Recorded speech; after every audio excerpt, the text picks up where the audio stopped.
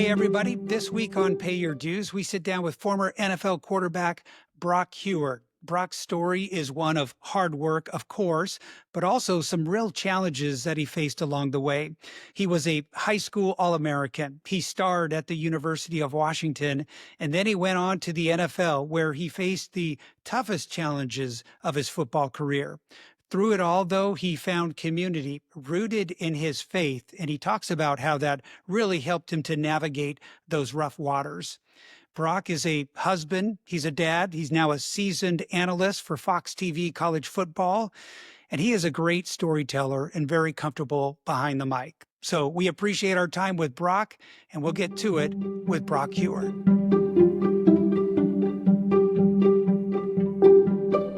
Brock Huard, thanks for joining us. Appreciate you being on here, man. Oh, my pleasure. My pleasure. We had to pay our dues. Technology is a tough animal sometimes, but I'm glad we made it work. Especially for two guys, that, maybe it's not their cup of tea, but, Yeah.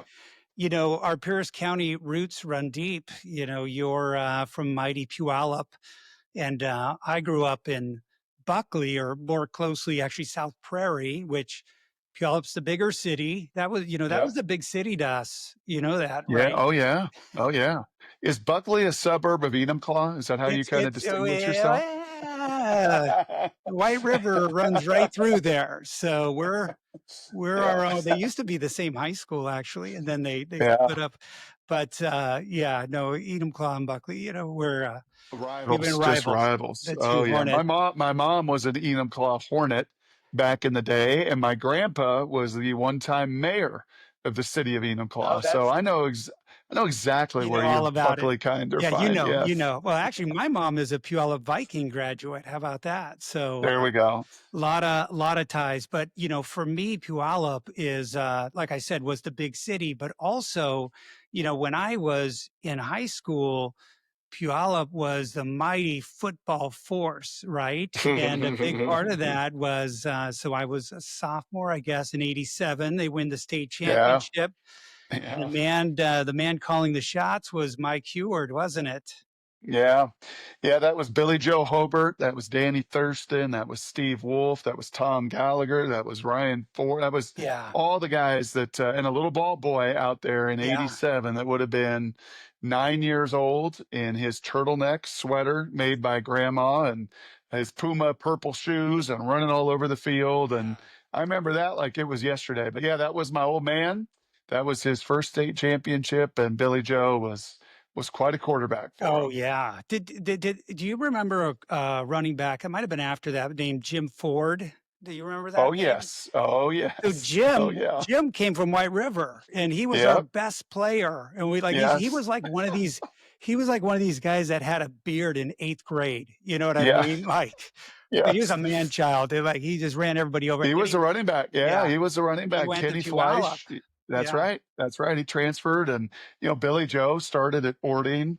My dad took a lot of grief from those, thinking he was recruiting. But what happened is once he built kind of that Yeah. powerhouse, people want to be a part of it. And you've Yeah. seen that at Bellevue. You saw that at Bellevue High School with Butch Yeah. Goncharoff, and it's kind of the way it works. Like you Yeah. get players to college, you win. Yeah. People want to be a part of it. My dad did build a pretty special program. Yeah. I have to tell you though, watching it, it was so cool because it was on TV. The state championship was on King. What was it? The King Bowl, or is King. that King Yep. Bowl? The King Bowl. Yep. Yeah. And Exactly. watching that, and that was such a big deal. What did you learn from that? I mean, being the ball boy, being around that, being around winning, being around a program like that.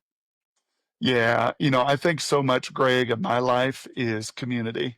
And it's poured into my media career for the last 20 years when I was done playing. I never would have imagined that I was going to go into radio and television and do this. And it was community that really led me to that. And my dad, that was just such a huge part of what he did. He wasn't beloved when he came in.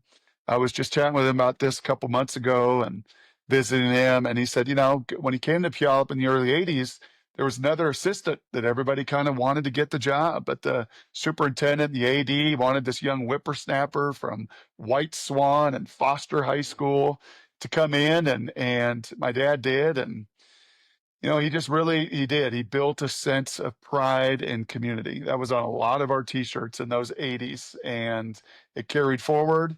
And what I'm really proud of, Greg, is when he retired, we threw him a retirement party at the old theater downtown Puyallup Yeah. there.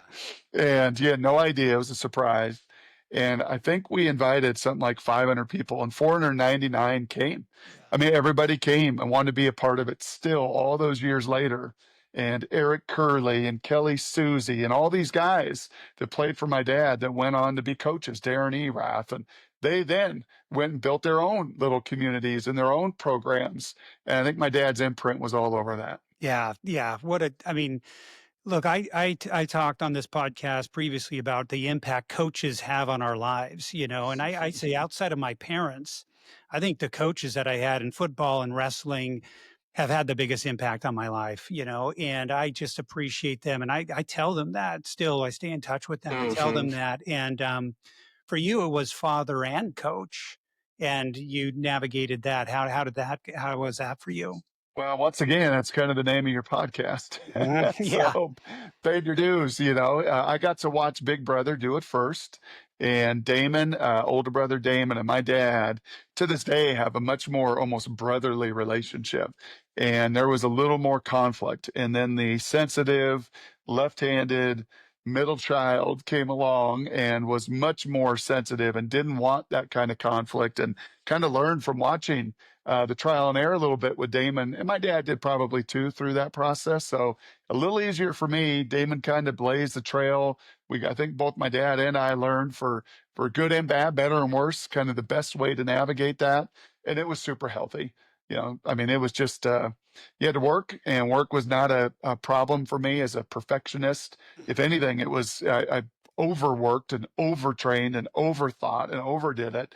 But it was a pretty special, pretty healthy relationship. And I got to reap a lot of the benefit from Eric Curley and Kelly Susie and Damon and Billy Joe and all those that went before me, and just tried to carry on that pride and tradition. Yeah, yeah. And so, what was it like for you as a high school athlete? Let's face it, a high level high school athlete. How much work were you putting in? Because from what I understand, you did pretty well in school too. So it wasn't just, Hmm. I mean, you balanced working out and the books. I mean, what was that like Yeah. for you?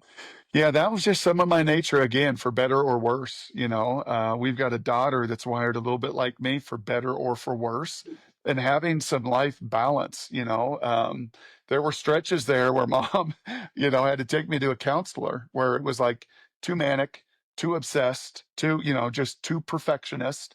And there were some years, and that was early, but kind of pre-junior high, puberty hits, great relationships hit, my youth pastor hit, my relationship with Christ hit, things that grounded me and settled me and gave me a little bit more perspective. But my balance, Greg, was always in my fight, was always really trying to have some of that life balance, like to where sport and school was not just identity, and was not just everything, and was not just the driver for all that purpose and all that identity. So the work came easy. That to me, the sacrifice and the discipline and the weight room and the studies and the drive to be perfect and all that stuff, that came easy for me. Having a life balance, handling failure, developing relationships, those were things that were much more of a work for me, and a work in progress, certainly through those years. So that's a great perspective. Are you able to look at that now, or at the Yes. time were you? Yeah, Yes. yeah. You look back now and recognize that a little bit Yeah. more. Yeah, a lot easier now. And honestly, your children, and I don't know, do you have kids? Do Yeah, you I have have, two do you, girls in high you school. got Yeah, two girls. yeah. So our oldest finished college, getting married this summer. Macy is right in the midst, as a sophomore in college, highly competitive student athlete. And really watching her navigate these things has brought it back to some of those years. Like, you got to find balance. Like, you think that it's just I can train and train, train and work and work and work and work and seek perfection, and it's just not the way it works. Finding that balance, not overtraining, not overworking, pouring into others, was really It's interesting seeing her work through this at this stage of life now brings me back to when I was 18 and 19 and 20 at Puyallup and the University of Washington. And if I could go back and maybe do some things a little bit differently that I learned in the rearview mirror, Yeah. and we're trying to equip and teach our daughter with now, and my son who's a freshman in high school, it does bring back some of those challenges, some of those adversities. And because listen, you think, oh gosh, it's so great, and you're just such a worker, and you sacrifice, and you're so disciplined, and there's great fruit that can be born of that.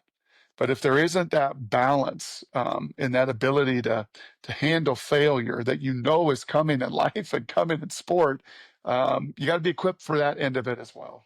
And did you took that same, I know you took that same drive into the University of Washington. Hmm. Was it magnified there? I mean, looking back, was it even more magnified for you, at that point?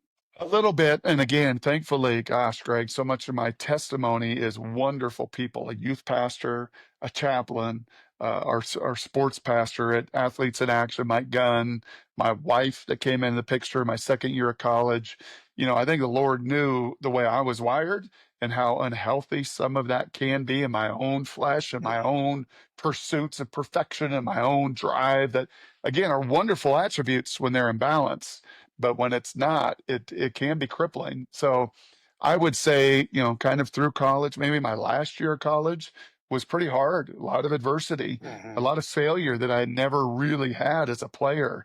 And handling some of those things and moving to the NFL, it really came to life there, where it is such a game of failure and such a hard sport that yeah, it took a lot of growing up. You speak about your faith a lot, which I really respect and appreciate. And I don't know if you think about navigating those waters without that foundation or that Oof. piece, like what do you what is that? Look, I don't you want had, to think about yeah. I don't want to think about that. And you see a lot of people do it. You see a lot of teammates do it. You watch your daughter going through this and a lot of her peers doing it. And Greg, what a lot have to do is self-medicate. That is a lot of what you do see, whether through drinking or drugs or, other ways to try to numb some of that stuff. And that's what's sad to me and hard to see that so many get into habits like this is it's too much.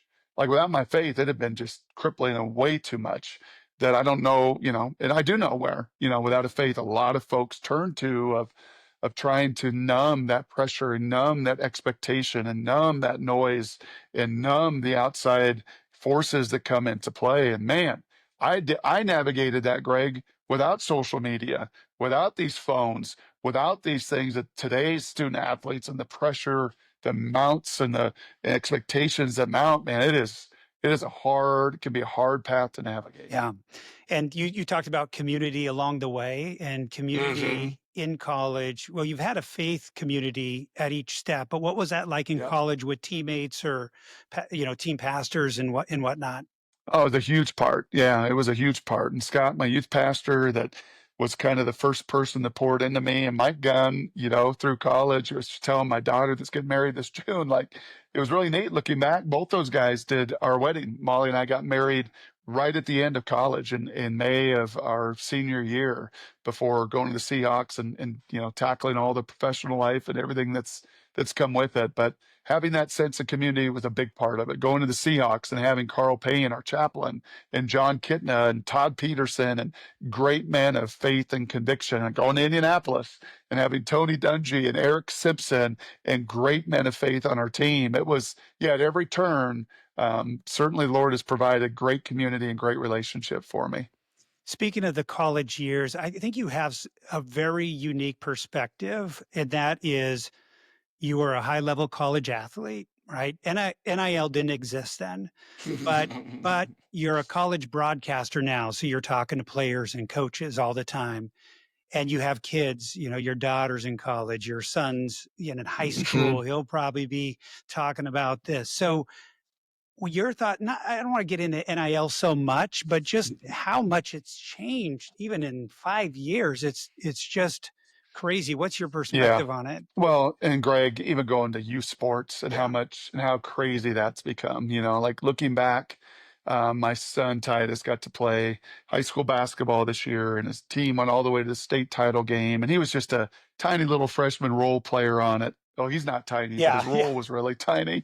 And he got to be a part of it. And I had so many flashbacks and was texting Dane Looker and Tice Nasnick and guys through, and all their sons now are all going through high school. And Puyallup played for the state title this year with all these last names of players and teammates from my era. And like, wow, it was such a flashback to those years and some of the greatest years where you competed and you played. And youth sports were so fun, and Little League baseball was so fun, and you just got to play all these sports and do all these things. And Greg, now it goes to that age and stage where everything is so sped up, where expectations of making this top team and can't play on anything else because you got to be on this, EYLNL team, and you got to make the top soccer team and can't do anything. Got to make the top baseball travel team. Can't do anything else. Got to make the top AAU team. Can't do anything else. And I think has sped this whole process up so much for these young people that the pressure starts in third grade, Yeah. fourth grade, fifth grade.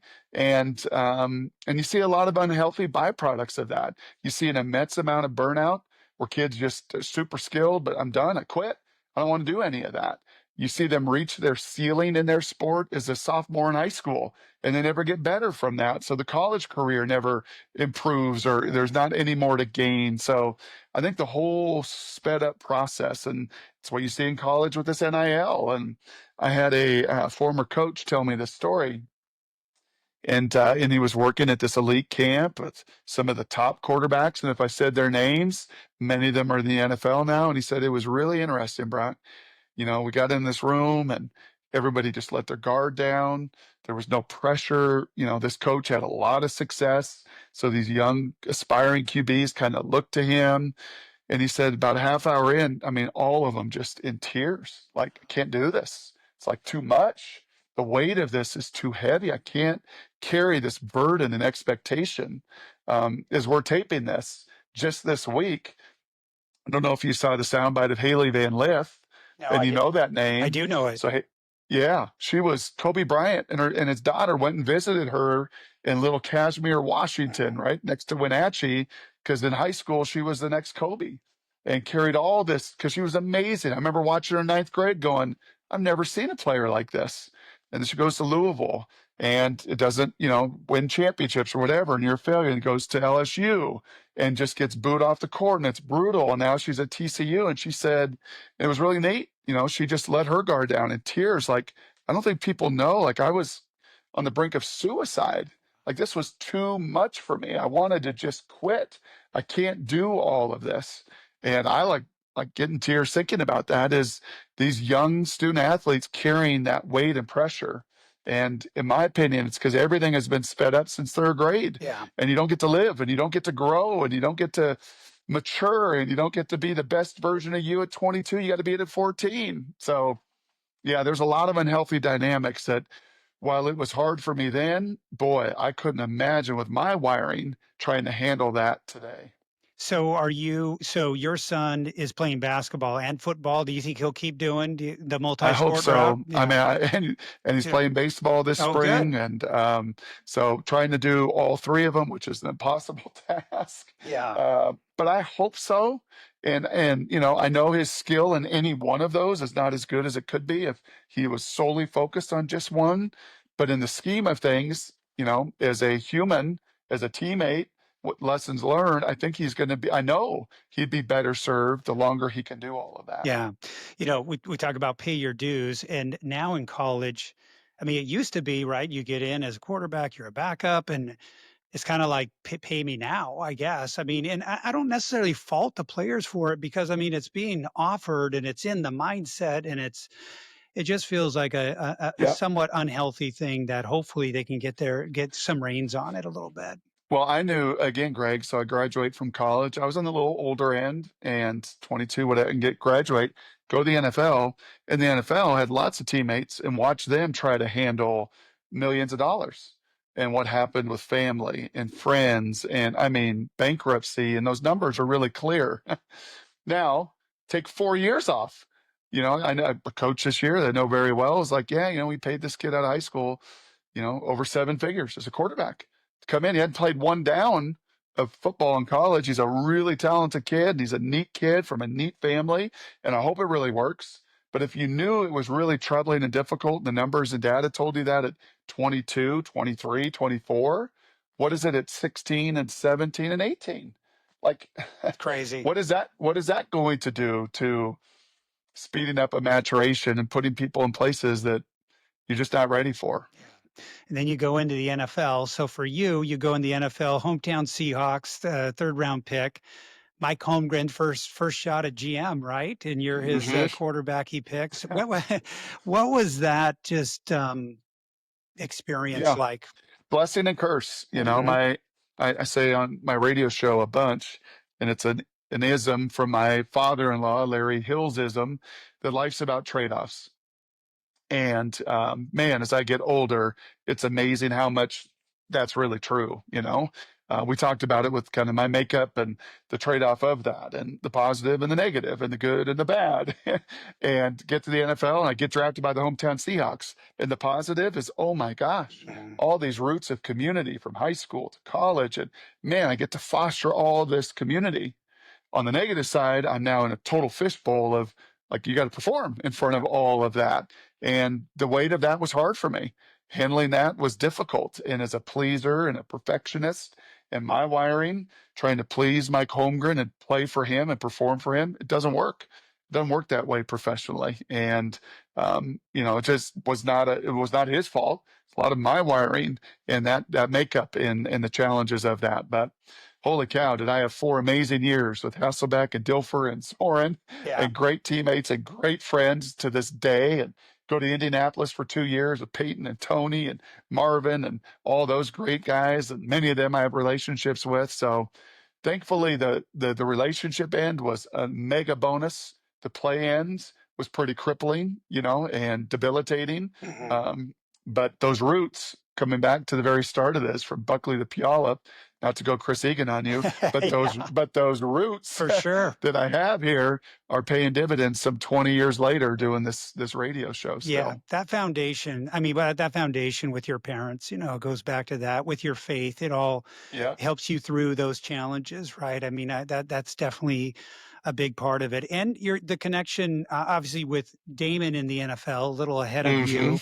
As hard as Hmm. it was for you at times, how much were you leaning on him, calling him, and getting his take on things? Yeah, I mean, that was very beneficial. I think just vision casting to say like, wow, if Billy Joe could do it and Damon could do it, like I think I can do it, like so just to cast that hope and that vision and that to have confidence that that opportunity you can seize it, go get it, go make the most of it. And yeah, there were a lot of phone calls during training camps and tough phone calls, and it's such a fragile business and a tough professional business, and having big bro again, kind of like you did with my dad, kind of like you did at Washington, kind of like you did in the NFL, be the trailblazer and cut down that path for me to follow is pretty beneficial for Yeah, sure. that's just a special thing.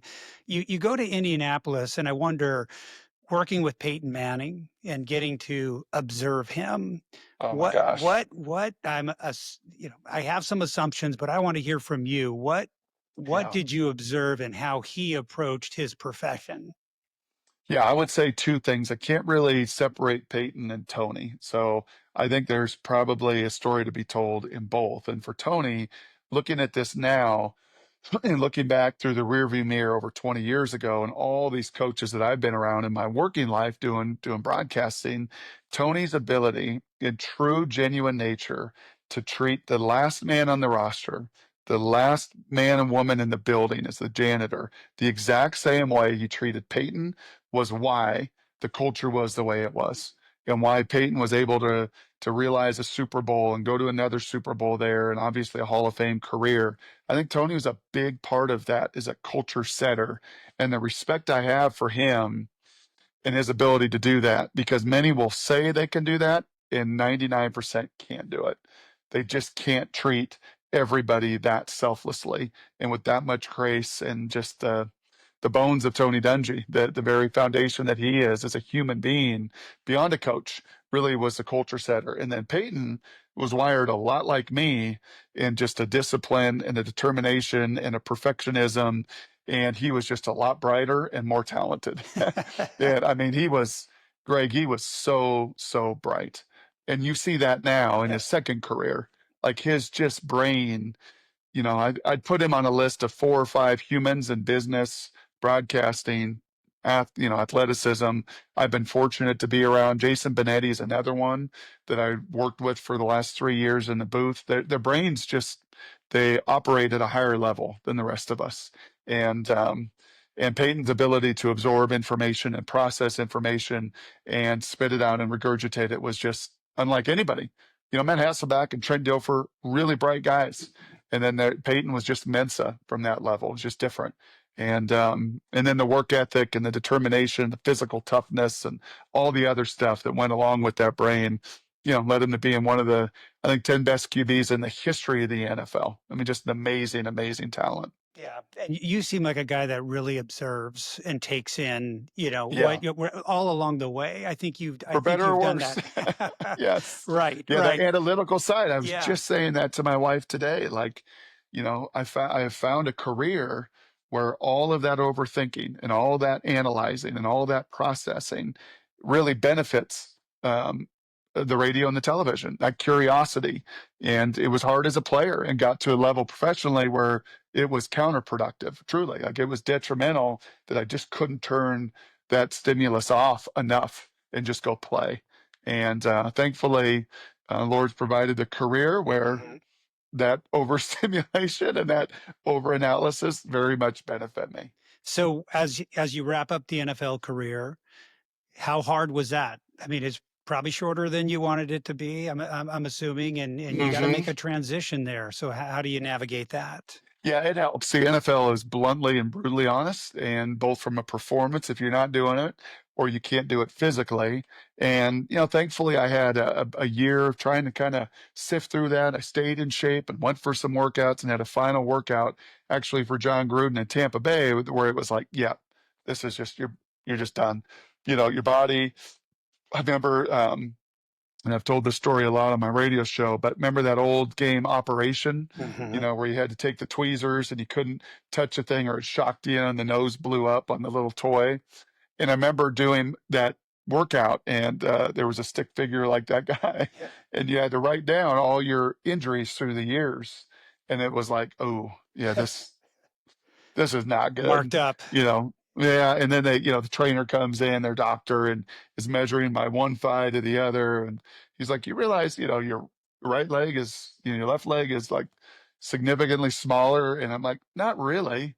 And he's like, well, look at your measurement. And I'm like, okay, well, now that you say that, Yeah. and yeah, the balance and the fractures in my back, I guess all the stuff that you just know. Yeah, it Was was a time. lot easier for me to close. That door was closed and I didn't need to kick it down. Like, it's just closed. That Yeah. door's closed and the next one is going to open and you got to be, willing to go through it. And, if the door and early on in television with some of the broadcasting, there were times where I felt like I was kicking it down. Like, come on, just kick this thing down. Just give me a chance. Just give me an opportunity. And once in that door, knew like, oh yeah, this is my wiring, and this is going to be the next phase of my life that fits, in some ways, fits a lot better than as I just got done talking about the NFL did. Were you able to go into that rather quickly, into the broadcasting side of it, after the playing days?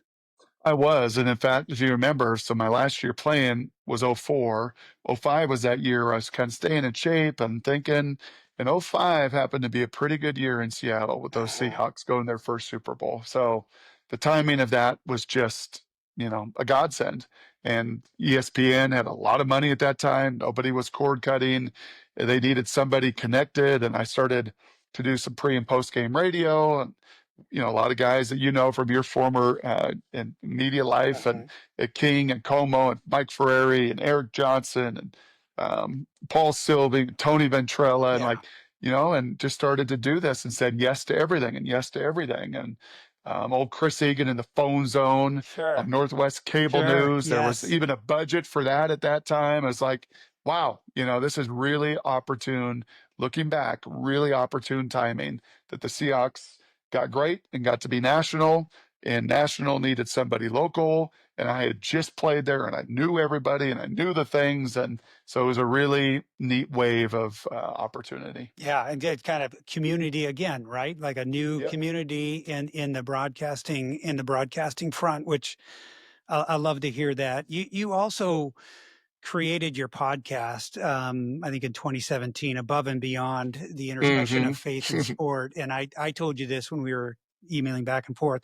I think I've listened to all of them. I mean, I really have appreciated what you've done there. And I know you don't do as much of it anymore, but I'm interested on how impactful, how rewarding was that for you to do that? Yeah, it was, we could do a whole nother hour on this one, Greg. So maybe a year from now, as you take off in this podcast world, I could give you every nitty gritty detail of that. But my goodness, the station came to me as podcasts were starting to grow and just said, "Hey, in your next contract, we'd like you to do this." And I just said, "Man, I got my family at that stage, my young kids, I'm traveling for football, I'm doing this morning. Like, I don't know if I got margin for this." And they just said, "No, no, no, no, you can do whatever you want to do." And I was like, "Whatever I want to do, whatever you want to do." Like, okay. So I could do a faith and sports, and they were like, "Absolutely," like, and thankfully Bonneville's owned, actually by the LDS church, and Hmm. they were super supportive of it and thought, what a neat opportunity. And yeah, and was sitting on a plane. This will tell you the kind of godsend and community again. Sitting on a plane, flying back to ESPN, and 99.99999 of the time, I flew through Chicago or Washington Dulles to get to Hartford. That was the only way. United, there was no directs, obviously, from Seattle to Hmm. Hartford. So I flew through Chicago or DC. But this one time, I was like, wow, they now have a Denver flight. Like, there is a flight from Seattle to Denver, gets me an hour earlier. What a godsend. This is great. And so I take this flight and it's just a two-seater and get in my little window seat. And I'm like, small person, give me a small person. And it's not that small a person. And he's a neat guy. And his name is Mike Johnson. And he plops down next to me. And just at that time, I was trying to find a lead sponsor for this podcast. And in my heart, I really wanted a para-ministry. Many of my sponsors at the station, wonderful people, many of them believers, they were willing to do it. And I'm like, I love that, but I'd really love a para-ministry. And sure enough, Mike Johnson from Compassion International is the marketing director sitting right next to me as we start to small talk. And I said, this is just, I don't believe in coincidence. Yeah. So I'm going to ask you. And he's like, I've never done this, but let's have lunch. And there you go. Relationship, community. 8 years later, I've traveled to Guatemala. I've traveled to El Salvador. I've traveled to Dominican. I love my work with them. My daughter is now working for them as a work intern. Like, it's just been a godsend again of just that community and that relationship. And boy, that was a really neat chapter that continues to foster a lot of relationship. That is awesome. That is awesome. And one thing I've thought about you, Brock, and watching you over the years, and I think this is second nature to you because of your upbringing, but you've worn your faith, every step of the way. You don't beat people over the head with it, but you've been in kind of some bro cultures, right? Through college sports, NFL locker rooms, real estate a little bit, and then the broadcasting. And, you've Yeah. never wavered on who you are. And I think that's just that's a testament that I've observed. Yeah, Greg, it's the Lord kind of equips you for that. Looking back, it was not intentional on my part. So much of my testimony and my story and my background is not, like me directing this path. It's door open, door closed, door open, door closed. In fact, I just had a conversation right before I jumped on with you with a media member of ours that you would know by name. And he's trying to figure out at a later stage, like, man, I don't know what. And I'm like, well, what doors are opening? That was always the wisdom of Pastor Hutch, Mhm. my first pastor with the Seahawks. And he would say, people want to know God's will or the Lord's will for your life. What doors is he opening? And then do you have the courage to kind of go through them? And yeah, the college locker room, tough one. The NFL locker room, a worse one. Mhm. The media environment could be a pretty dark one. Like, but every turn he's put me in there and go be a light. Go be an impactful influencer as you can to just try to. try to live your life out there and be real and be a connector. And yes, circling all the way back to the start of this, when you asked about my dad, again, not coincidence because he was a connector. And the Lord has given me those Yeah, gifts. that's awesome. And you're now impacting people, and that's the great thing. You keep doing that with your life now. You've got, college kids or a daughter getting married. Where are you and your wife transitioning in terms of, what you want to do next? I mean, is it to continue foster this broadcasting, career of yours? Is that what the focus is, career wise? Yeah, we'll see. 50's not far away. Mhm. So 49 is coming in a couple weeks, and then you're 50 and a wedding and, just empty nesters in a couple years. I really I don't know. I do know that I'm gonna close the college football travels. I made that clear in public that this upcoming season will be the first time in 19 years I won't be on the road doing that because I'm going to be coaching at the high school. That it's time to give back, and my son wanted me to do that and be a part of it. And a new coach has come into the school and is a really neat guy and wired really similar to me and a life story very similar to me, more from the coaching than the broadcasting end. And so we're going to jump into that. That door kind of opened. And again, to have the courage to go do that, that will be a significant life change. Still foresee myself doing radio. That medium has been awesome. And Bonneville has been amazing. And partnership with Mike has been really, really neat over 16 years. So, we'll see what doors open or close and then kind of follow and have the courage of my convictions to follow through with those. Yeah. Well, the impact coaches can have. I mean, you felt it Yes. all along the way, Tony, you had Dungy, your dad. I mean, Yeah. and we talked about it before. I've been fortunate to coach my daughters in high school cross country, and I almost didn't do it because I thought I was too busy with work, and Hmm. you can always justify, not doing it. And a couple of years ago, Providing. I'm the yeah, provider. I yeah, got to right. provide. And, I made that decision a couple years ago to commit to do it, and it's all worked out. It's Yeah. just been, It's I awesome. mean, it's been awesome. Yeah, it's Yeah. been, And the fruits of those you'll see, your girls are in high school, those fruits of those you'll see just bloom over the years to come. And not just your girls, but the other girls on the yeah, team. yeah. And then that school. And yeah, that impact, it's like a web. That's what I realized that night of my dad's retirement party. And he was shook, Greg. I thought Damon and I and Luke looked at each other like, is he having a stroke right now? Like he was like catatonic for a while because he thought he was going to a wedding reception. He didn't really want to go to that. And he walked into this theater, and literally, it was like for a good 5 minutes, he was like frozen. Yeah, And it took him a little while to like, whoa, absorb it. And to see that spider web of influence was pretty darn special. that's awesome. What, where can people find you? I know Twitter is a big spot for you. That's probably about it. I don't do a lot of the Facebook or Instagram or that. Twitter's about it Yeah, enough. So at Brock Huard, I'm there, try to, live a life there. And then every morning on the radio is, yeah, we Salk and I, again, from full circle, Greg, it's kind of funny. Just a couple weeks last week, 2 weeks ago, we did a session with kids from Enumclaw High School, oh, you and they did. have they have a kind of a journalism program Mm. there. One of their teachers, and Bonneville is connected with him, a really neat guy, and he had a class and of a bunch of students that are aspiring in media and just a really really cool deal to connect with those kids and kind of their dream and vision. And Mike and I both said, hey, we do this, and everyone's different, but we kind of just live our lives on the air. Yeah. Very very transparent. It's the only way I know how to do it. Pretty open book. Mike's got younger kids now at a stage that I remember a decade ago. So if you want to, yeah, listen to Mike and I every Yeah. morning, live our life out loud, we get an opportunity to do that. It's really good. You guys have a great connection, and I mean, I don't know, it works. Yeah, I think you found your niche. Not that football wasn't it, but you have found yourself in a good spot. I think both in the Yeah. analysis and on that.